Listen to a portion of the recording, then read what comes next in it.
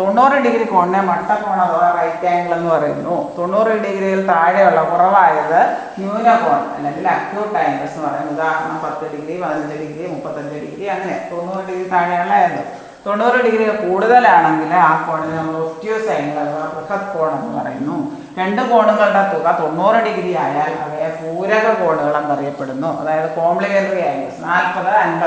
40 ഡിഗ്രിയുടെ പൂരക കോൺ എത്രയാണെന്ന് ചോദിച്ചിട്ടുണ്ട് എക്സാമിന്. 50. അത് അറിയണമെങ്കിൽ പൂരക കോൺ എന്താണെന്ന് അറിയണം.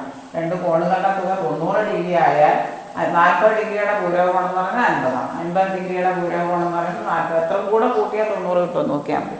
രണ്ട് കോണുകളുടെ തുക 180 ഡിഗ്രി ആയാൽ അവയെ അനുപൂരക കോണുകൾ എന്ന് പറയുന്നു, അല്ലെങ്കിൽ സപ്ലിമെന്ററി ആംഗിൾസ്. പൂരക കോണ്, കോംപ്ലിമെന്ററി ആംഗിൾസ്. അപ്പോൾ ഒരു 110 ഡിഗ്രി തന്നിട്ട് അതിൻ്റെ അനുപൂരക കോൺ എത്ര? അനുപൂരക കോൺ എന്താണെന്ന് അറിയും. രണ്ടും കൂടെ കൂട്ടിയാൽ 180 വരുന്നതിനെയാണ് നമ്മൾ അനുപൂരക കോൺ എന്ന് പറയുന്നത്. 110 ഡിഗ്രിയുടെ അനുപൂരക കോണ് 70 ഡിഗ്രി. 120 ഡിഗ്രിയുടെ അനുപൂരക കോണ് 60 ഡിഗ്രി. 60 ഡിഗ്രിയുടെ അനുപൂരക കോണ് 120 ഡിഗ്രി.